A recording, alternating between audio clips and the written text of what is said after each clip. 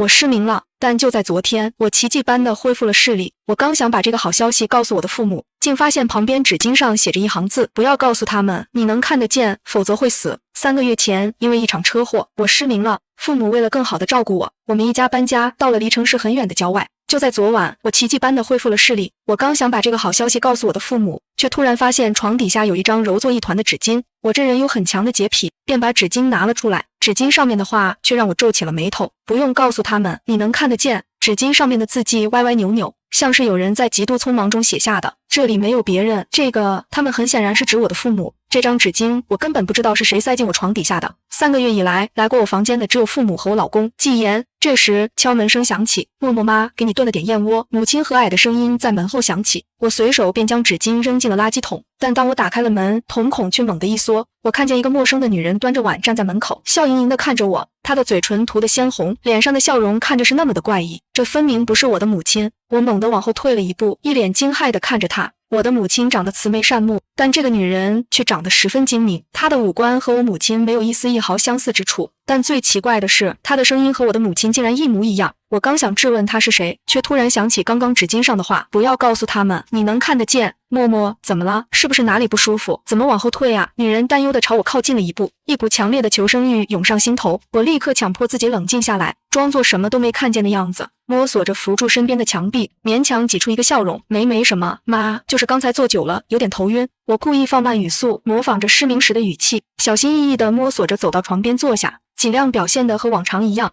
是不是燕窝太烫了，还是你身子不舒服？女人端着燕窝走到我身边，把碗放在床头柜上，语气依旧温柔，可我能感觉到她的目光一直落在我身上，带着一丝审视与试探。要不还是妈喂你吧，小心烫着。她说着就拿起勺子舀了一勺燕窝递到我嘴边。我心里一紧，下意识地偏过头，连忙拒绝，不用了，妈，我自己来就好，我有点困，想再睡一会儿，等燕窝放凉了我再起来吃。我不敢让她喂我，生怕自己的眼神或者动作露出破绽，被她发现我已经恢复视力的秘密。我不知道这个女人是谁，也不知道她为什么要伪装成我母亲的样子，更不知道我的亲生母亲到底去了哪里。我只能暂时伪装，小心翼翼地试探，寻找真相。女人愣了一下，随即点了点头，脸上依旧挂着那副怪异的笑容。好，那你好好休息，妈就不打扰你了，等你醒了，妈再过来叫你。她说完就转身离开了房间，轻轻带上了房门。当房门关上的那一刻，我紧绷的身体瞬间放松下来，后背早已被冷汗打湿，黏腻地贴在衣服上，浑身都在控制不住地发抖。我瘫坐在床上，大口大口地喘着粗气，心脏狂跳不止，脑海里反复浮现出那个陌生女人的脸，还有她诡异的笑容。我的亲生母亲到底去了哪里？这个女人是谁？她为什么要伪装成我母亲的样子？还有那张纸巾到底是谁留下的？无数个疑问在我脑海里盘旋，让我心里越来越慌。我实在太担心母亲的安危了，根本无法静下心来休息。犹豫了片刻，我决定出去看看，或许能找到一些线索。我深吸一口气，小心翼翼地站起身，尽量放慢脚步，模仿着失明时的样子，摸索着走到门边，轻轻拉开一条门缝，仔细听着门外的动静。走廊里静悄悄的，没有任何声音，看来那个女人应该是下楼了。我鼓起勇气，轻轻推开门，走出了房间。这是我失明3个月来第一次真正看清这座别墅的样子，宽敞明亮，装修精致。2楼有3个房间，一个是我的卧室，一个是父母的卧室，还有一个是客房。走廊的尽头有一扇窗户，透过窗户可以看到外面茂密的树林。我站在2楼的走廊上，小心翼翼地朝楼下望去，一眼就看到了客厅的沙发上坐着一个男人，他背对着我，穿着我父亲常穿的那件灰色外套，正低着头，手里拿着一份报纸，看起来和往常的父亲一模一样。我心里一喜，下意识地压低声音喊了一声爸。我以为那是我的亲生父亲，可就在男人转过头来的那一刻，我再次被恐惧淹没，浑身的血液仿佛瞬间冻结。那不是我熟悉的父亲的脸，而是一张完全陌生的脸。我的父亲身材微胖，头发有些花白，脸上带着岁月的痕迹，眼神温和，说话的时候总是慢条斯理的。而眼前这个男人身材高大消瘦，头发乌黑，五官深邃，却透着一股阴悚与冷漠，眼神锐利如刀，和我父亲没有一丝一毫的相似之处。可和那个女人一样，她的声音竟然和我的父亲一模一样，低沉而温和，连语气里的沉稳都模仿得丝毫不差。默默，怎么了？不在房间里休息，怎么出来了？男人看着我，脸上露出一个温和的笑容，可那笑容却没有丝毫温度，反而透着一股诡异与冰冷。我吓得浑身发抖，下意识地往后退了一步，勉强挤出一个难看的笑容。没什么，爸，我就是醒了，想出来走走。我紧紧地攥着拳头，指甲深深嵌入手掌心，强迫自己保持冷静，不敢露出丝毫破绽。就在这时，那个伪装成我母亲的女人的头突然从我身边的客房里探了出来，她依旧涂着鲜红的嘴唇，脸上挂着夸张的笑容，眼神里带着一丝审视。默默，你不是说要睡一会儿吗？怎么这么快就醒了？是不是哪里不舒服？她的声音依旧温柔，可我能感觉到她的目光一直落在我身上，像是在观察我的一举一动，寻找我的破绽。我心里一紧，连忙装作慌乱的样子，摸索着扶住身边的墙壁，笑着说道：“没什么，妈就是躺了一会儿，睡不着了。”那正好，燕窝应该凉得差不多了，妈妈喂你吃燕窝。女人说着，就从客房里走了出来，手里端着那碗燕窝，快步走到我身边，不由分说地拿起勺子舀了一勺燕窝，递到我嘴边。我不敢拒绝，只能顺从地张开嘴巴吃下了那勺燕窝。燕窝入口香甜，口感细腻，和我母亲平时炖的味道一模一样，可我却觉得味如嚼蜡，心里满是恐惧与不安。我不知道这个女人有没有在燕窝里加什么东西，也不知道她是不是想趁机害我。我全程都非常紧张，眼睛微微眯起，假装看不见，小心翼翼地控制着自己的表情和动作，生怕露出一丝破绽，被她和那个陌生男人发现我已经恢复视力的秘密。女人一勺一勺地喂着我，眼神里的审视越来越浓，嘴角的笑容却依旧诡异。怎么了，默默？你的脸色很难看，而且一直在不停地流汗，是不是身子不舒服？她还是发现了我的不对劲，语气里的关切多了一丝刻意，说着就伸出手想要摸我的额头。我心里一紧，下意识地偏过头避开了她的手，勉强说道：“没有，妈，我就是有点热。”我能感觉到她的手停在半空中，眼神里闪过一丝疑惑与怀疑。她缓缓收回手，目光紧紧地盯着我的眼睛，那双眼白过多，眼珠很小的眼睛看得我心里发毛，浑身都不自在。是不是担心眼睛恢复不了？女人笑了笑，语气温柔了许多。默默，你放心，你一定会好起来的，爸妈会一直陪着你，照顾你的。我强迫自己挤出一个僵硬的笑容，点了点头，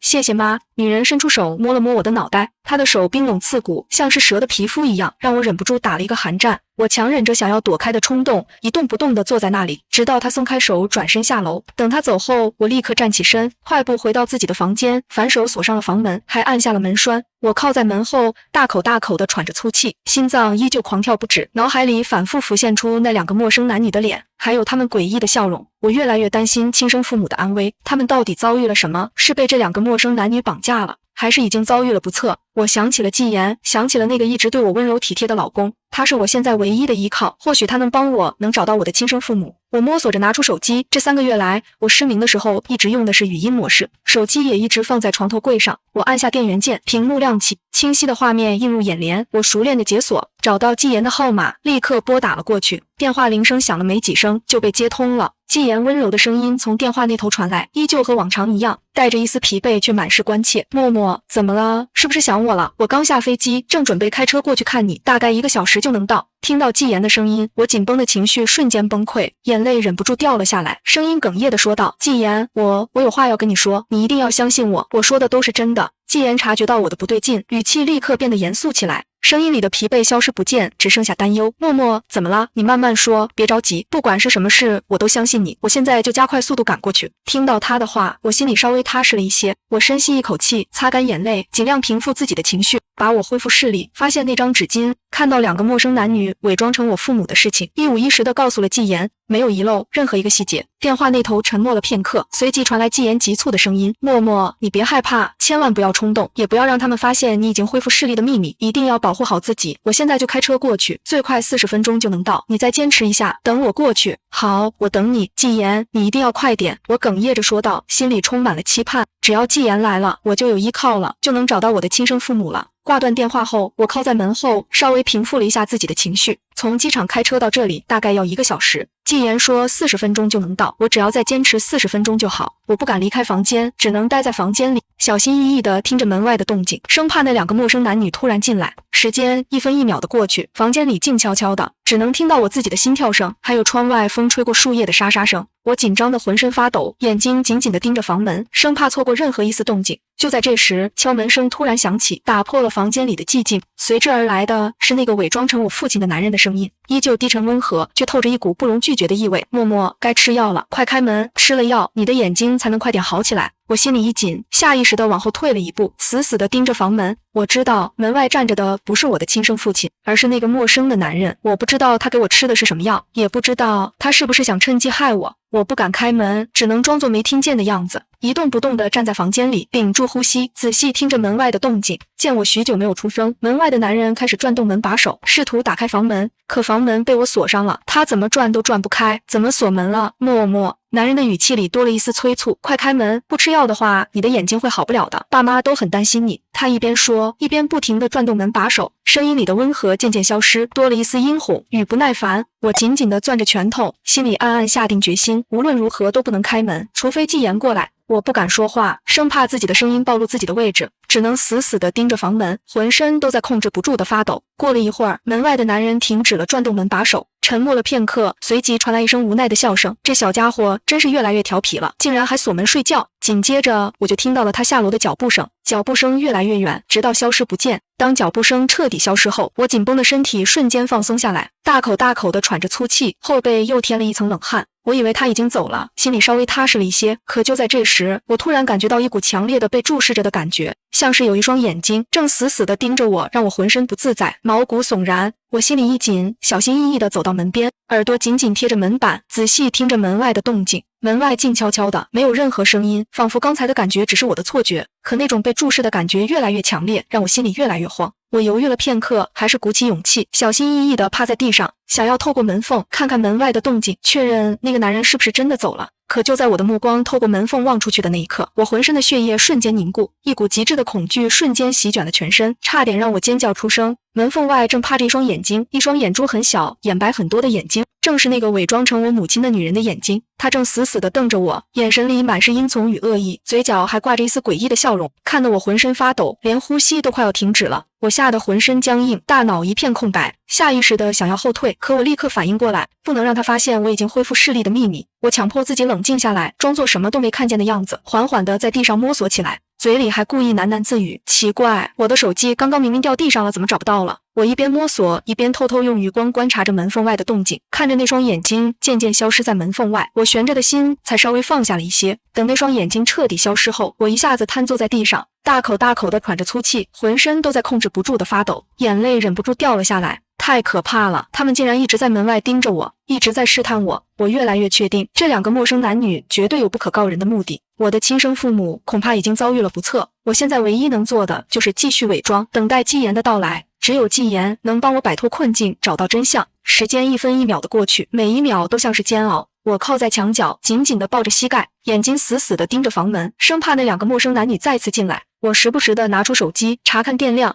手机电量只剩下15%了。我没有睡前充电的习惯，这点电量根本支撑不了多久。我心里越来越慌，生怕在季言赶来之前，手机彻底关机，我就彻底失去了和季言的联系，彻底陷入孤立无援的境地。我想起了昨晚我还不知道父母是假的时候，曾和那两个陌生男女在餐桌上吃饭。那时候我一边听小说，一边把手机放在餐桌上充电，充电线应该是遗忘在餐桌上了，只要能拿到充电线给手机充上电，我就能一直和季言保持联系，也能在紧急情况下拨打报警电话。我犹豫了片刻，鼓起勇气，决定趁那两个陌生男女不注意，偷偷下楼拿到充电线。我深吸一口气，小心翼翼地站起身，走到门边，轻轻拉开一条门缝，仔细听着门外的动静。走廊里静悄悄的，没有任何声音。看来那两个陌生男女应该是在楼下的客厅里。我鼓起勇气，轻轻推开门，小心翼翼地走出房间，沿着走廊快步朝楼下走去。我尽量放慢脚步，压低声音，避免发出任何动静，同时警惕地观察着四周，生怕被那两个陌生男女发现。很快我就走到了楼下的餐厅，餐厅里空无一人，餐桌上干干净净，我的手机充电线果然放在餐桌上，插在插座上。我心里一喜，快步走到餐桌旁，伸手就要拔掉充电线，可就在我的手快要碰到充电线的那一刻，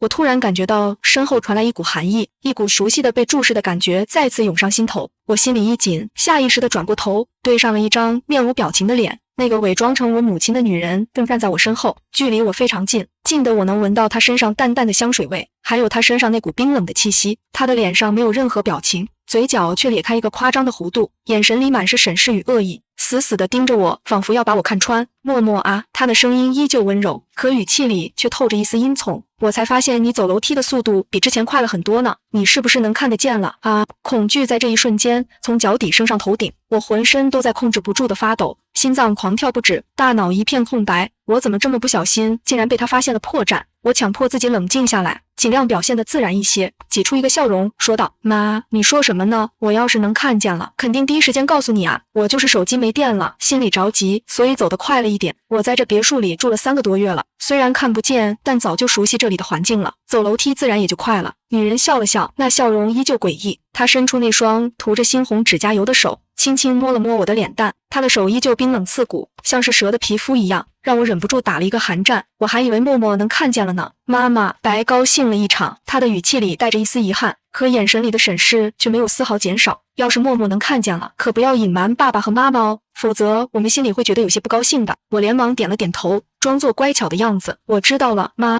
我要是能看见了，肯定不会隐瞒你们的，这才乖。女人笑了笑，伸手拿过我的手机，低头瞥了一眼屏幕，嘴角的笑容变得更加诡异。你还和季言通着话啊？就在这时，季言的声音从手机那头传来，依旧温柔，带着一丝关切。妈，您放心，我已经快到了。之前我工作太忙，陪默默太少了，这次我请了14天的假，专门回来陪默默，好好照顾她。女人笑了笑，对着手机说道：“好，你赶紧过来，让你爸做你最爱吃的红烧肉，默默也想死你了。”电话我就先帮默默挂断了。充电的时候接电话太不安全了，万一触电就不好了。他说完就按下了挂断键，把手机放在餐桌上，插上充电线，然后转身离开了餐厅。临走前还不忘深深地看了我一眼，那眼神里的警告意味十足。等他走后，我紧绷的身体瞬间放松下来，后背早已被冷汗打湿，双腿都在控制不住的发抖。我大口大口地喘着粗气，心里越来越慌。季言说他快到了，可为什么还没来？我看着餐桌上正在充电的手机，心里暗暗盘算着，等手机电量充到30%，我就立刻离开这座别墅，去找季言，再也不回来。这里太可怕了，这2个陌生男女随时都可能发现我的秘密，随时都可能害我。我不能再坐以待毙，必须主动寻找机会逃离这里。就在这时，我突然听到厨房里传来吱呀一声，像是橱柜的门被打开的声音。这声音在寂静的别墅里显得格外刺耳，让我心里一紧。我犹豫了片刻，还是鼓起勇气，小心翼翼地朝着厨房的方向走去。我想看看厨房里到底发生了什么，或许能找到一些关于我亲生父母的线索。我轻轻走到厨房门口，小心翼翼地探头望去，只见厨房的橱柜门开了一条缝隙，从缝隙里垂下一双惨白毫无血色的手，那双手纤细瘦弱，手指上有一个我熟悉无比的黑痣，那是我母亲的手。我母亲的左手食指上就有一个这样的黑痣，是天生的，这么多年来一直都在。看到这双手的那一刻，我双眼通红，浑身都在控制不住的发抖，眼泪瞬间决堤。我快步走到橱柜旁边，颤抖着伸出手想要触碰那双手，可指尖刚碰到，就感觉到一股刺骨的冰冷。那双手毫无温度，甚至已经发青发紫，一看就不是活人的手。我的亲生母亲不是失踪了，而是被他们杀害了。这2个残忍的凶手竟然杀死了我的母亲，还把她的尸体藏在了橱柜里。巨大的悲伤和愤怒涌上心头，我差点尖叫出声，可我立刻反应过来，不能被那2个陌生男女发现。我强忍着悲伤和愤怒，死死地捂住自己的嘴巴，不让自己发出一丝声音，眼泪却像断了线的珠子一样不停地掉下来。我看着母亲冰冷的手，心里充满了自责与悔恨。要是我没有失明，要是我能早点发现不对劲，母亲是不是就不会遇害了？要是我能勇敢一点，是不是就能保护好母亲了？就在这时，我突然感觉到身后传来一阵脚步声，还有男人温和的声音：“默默，你在这里做什么呢？眼睛怎么这么红？看起来好像哭了。”我心里一紧，下意识地转过头，看到那个伪装成我父亲的男人正微笑着朝我走来。他的视线先是落在了橱柜外的那只手上，眼神瞬间变得阴从，随即又猛地看向我，脸上的笑容依旧温和，可眼神里却满是恶意与试探。我心里一慌，连忙擦干眼泪，装作什么都没看见的样子，挤出一个笑容：“没什么，爸，我就是刚才不小心撞到了柜子，有点疼，所以才哭了。”我故意低下头，模仿着失明时的样子，摸索着扶住身边的橱柜，尽量表现得和往常一样。可我能感觉到男人的目光一直落在我身上，带着一丝怀疑。他走到我身边，目光再次落在橱柜外的那只手上，然后缓缓地拿起放在旁边刀架上的一把锋利的水果刀。那把水果刀闪闪发光，刀刃锋利无比，看得我心里发毛，浑身都在控制不住的发抖。我知道他可能已经发现了我的秘密，他要杀我灭口。男人拿着水果刀一步步朝我靠近，眼神里的恶意越来越浓。他猛地举起水果刀，朝着我的眼睛扎了过来，刀尖就停留在我眼睛的1厘米处，冰冷的寒意扑面而来，我吓得浑身僵硬，大脑一片空白，心脏狂跳不止，连呼吸都快要停止了。就在这一瞬间，我爆发了强大的求生欲，只有一个念头，不能被他发现，我能看得见。我强迫自己冷静下来，眼睛一眨不眨地看着前方，装作什么都没看见的样子，脸上没有任何表情，仿佛眼前的水果刀根本不存在。男人盯着我看了许久，见我的眼睛一眨不眨，没有丝毫反应，不像是能看得见的样子，才缓缓地放下了刀。默默，别怕，爸就是拿把刀准备切菜。他笑了笑，语气依旧温和，可眼神里的恶意却没有丝毫减少。听你妈说，季言要过来，爸来做他最爱吃的红烧肉，让他好好尝尝。他说着就放下了水果刀，然后伸手打开了橱柜。就在橱柜门被彻底打开的那一刻，我看到母亲的脑袋滚了出来，滚到了我的脚边。母亲的眼睛圆睁着，凸起的眼珠子直勾勾地看着我，脸上还残留着惊恐与痛苦的表情，嘴角有一丝血迹，模样惨不忍睹。我吓得浑身发抖，胃里一阵翻江倒海，差点呕吐出来，也差点尖叫出声。我强忍着内心的恐惧与悲伤，强迫自己装作什么都没看见的样子，依旧低着头，摸索着后退了一步，挤出一个僵硬的笑容。好好啊，爸，季言肯定会很高兴的。我紧紧地攥着拳头，指甲深深嵌入手掌心，用疼痛提醒自己保持冷静，不能露出丝毫破绽。可紧接着的那一幕更让我惊恐愤怒，只见男人拉开橱柜，我母亲的尸体就这样滚了出来，重重地摔在地上。他弯腰一把将母亲的尸体抱了起来，就像扔一具动物的尸体一样，随意地扔在了旁边的桌台上。母亲的尸体已经冰冷僵硬，身上布满了伤痕，看得我心如刀绞，眼泪再次忍不住掉了下来。爸，最近弄了一只上好的黑猪，肉质特别好，季言晚上有口福了。男人看着我，露出一个恶意的微笑，然后拿起旁边的菜刀，高高举起，手起刀落，朝着母亲的尸体砍了下去。我眼睁睁地看着这一幕，胃里一阵翻江倒海，巨大的悲伤和绝望涌上心头，我几乎要崩溃了。这两个男人太残忍了，他们不仅杀死了我的母亲，还要这样糟蹋她的尸体。我想要冲上去和他拼命，想要为母亲报仇，可我知道我根本不是他的对手，只要我一冲动，不仅报不了仇，还会被他杀死。我只能强忍着内心的愤怒与悲伤，死死地捂住自己的嘴巴，不让自己发出一丝声音，假装什么都没看见，什么都没听见。男人砍了几刀后，转过头看着我，露出一个诡异的笑容。默默，帮爸爸一个忙，这肉有些难切，你帮爸爸扶着点。他一边说，一边朝我招了招手，眼神里满是试探与恶意。我知道他是故意的，他就是想试探我，看看我是不是真的看不见，看看我会不会露出破绽。我是绝不可能面无表情地看着他肢解我母亲的尸体的，我必须想办法离开这里。我深吸一口气，强迫自己平复情绪，挤出一个笑容，装作疲惫的样子。爸，我有点累了，头晕得厉害，想要回去休息一下，就不帮你了。我故意放慢语速，模仿着失明时的语气，摸索着朝厨房门口走去，尽量表现得自然一些。男人盯着我看了许久，眼神里的试探越来越浓。过了一会儿，他才点了点头，脸上依旧挂着那副诡异的笑容。好，那你去休息吧，这里爸来处理就好了。等你醒了，季言应该也到了，到时候我们一起吃红烧肉。我不敢再多说一句话，连忙加快脚步，走出了厨房，快步朝2楼的房间走去，生怕他突然改变主意，拦住我。回到房间后，我立刻反锁了房门，还按下了门栓，然后瘫坐在床上，再也控制不住自己的情绪，放声大哭起来。我深爱的母亲死了，死得那么惨，我还亲眼看着她被肢解，却无能为力。这种痛苦和绝望几乎要将我吞噬，而且我敢肯定，我的父亲恐怕也已经遭遇了不测，他们夫妻2人都被这2个残忍的凶手杀害了。我哭了很久，直到眼泪流干，才渐渐平复了情绪。我知道现在并不是悲伤的时候，我必须振作起来，为父母报仇，也必须保护好自己，等待季言的到来。我深吸一口气，拿起正在充电的手机，拨通了报警电话。电话接通后，我强忍着内心的悲伤和恐惧，一五一十地告诉了警察我的遭遇，告诉了他们别墅的地址，还有那2个陌生男女的模样，希望他们能尽快赶来，抓住凶手，为我的父母报仇。警察听完我的话后，语气严肃地告诉我，让我锁好房门，待在房间里，不要出去，不要轻易相信任何人，他们会在半小时内赶到这里，让我再坚持一下。挂断报警电话后，我心里稍微踏实了一些，只要警察能尽快赶来，我就能摆脱困境，凶手也能被绳之以法。就在这时，手机突然响了，是季言打来的。我立刻接起电话，声音依旧带着一丝哽咽。季言，你到哪里了？默默，我已经到别墅门口了，可这里怎么这么荒凉？季言的声音听起来非常焦急，还有一丝疑惑。我就在别墅里，但是你和叔叔阿姨都不在，这里布满了灰尘，好像很久都没有人住了一样。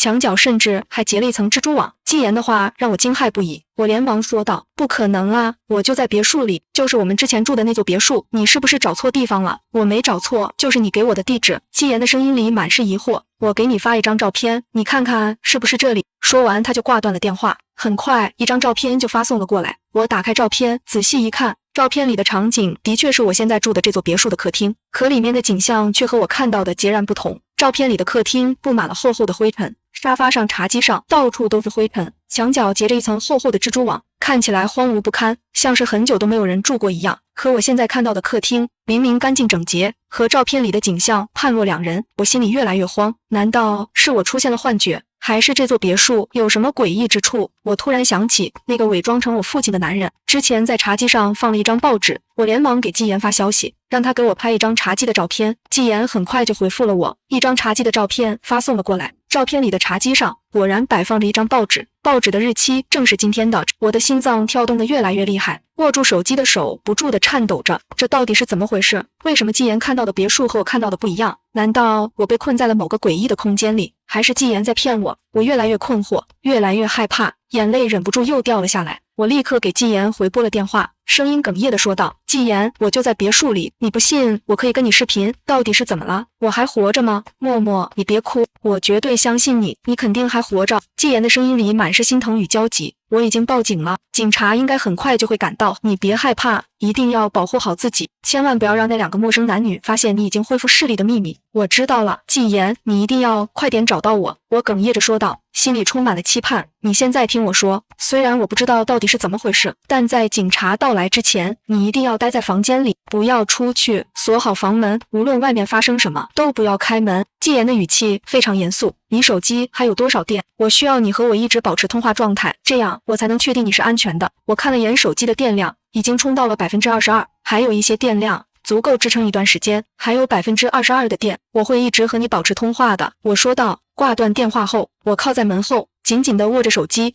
心里稍微踏实了一些。只要能一直和季言保持联系，我就不会那么害怕。可就在这时，我突然听到了上楼的脚步声，脚步声越来越近，朝着我的房间走来。紧接着，那个伪装成我父亲的男人的声音就从门后响起，依旧低沉温和。默默，爸爸已经做好红烧肉了，你下来帮爸爸尝尝味道吧，看看合不合口味。季言也应该快到了。听到男人的话，我心里充满了愤怒，他竟然用母亲的尸体做了红烧肉，还让我去尝味道，简直是丧心病狂。我紧紧地攥着拳头，指甲深深嵌入手掌心，强迫自己冷静下来，装作什么都不知道的样子，对着门外说道：“爸，我现在不太想吃，我还想再睡一会儿，等季言来了，我们在一起吃吧。”紧接着，那个伪装成我母亲的女人的声音也在门外响起，依旧温柔，却透着一丝诡异。默默，你出来吧，妈帮你按摩一下眼睛，医生说多按摩一下，能加速眼部血液循环，对你的眼睛恢复有好处。妈，我想一个人待会儿，你们别打扰我了。我紧张地说道，死死地盯着房门，心里越来越慌。他们肯定是察觉到了什么，想要进来抓我。就在这时，我听到了钥匙插入锁孔的声音，咔嗒一声，格外刺耳。我心里一紧，他们竟然配了我房间的钥匙。我来不及多想，立刻转身躲到了床底下。床底板上竟然有人用黑色的笔写满了一行行字，密密麻麻的，像是有人在极度匆忙中写下的。可我来不及细看，就听到吱呀一声，房门被打开了。默默，你在哪里呢？这么大的人了，还和爸爸妈妈玩捉迷藏吗？女人的声音听起来格外诡异，带着一丝戏谑，还有一丝阴阙。我躲在床底下，紧紧地捂住自己的嘴巴，屏住呼吸，不敢发出一丝一毫的声音，浑身都在控制不住地发抖。我能感觉到他们走进了房间，脚步声在房间里来回走动，像是在寻找我。衣柜的门被打开了，吱呀一声格外刺耳，紧接着卫生间的门也被打开了。他们在房间里仔细地搜寻着，不放过任何一个角落。我把自己缩在床底下的角落里，身体紧紧地贴着床底板，拼命祈祷着他们不要发现我。可我知道我的祈祷或许没有用，他们很快就会找到我。果然，没过多久，我就感觉到床板被轻轻晃动了一下，紧接着两张面无表情的脸出现在了床底下，正死死地盯着我，对我齐齐露出一个诡异的微笑。找到你了，默默。女人的声音带着一丝戏谑，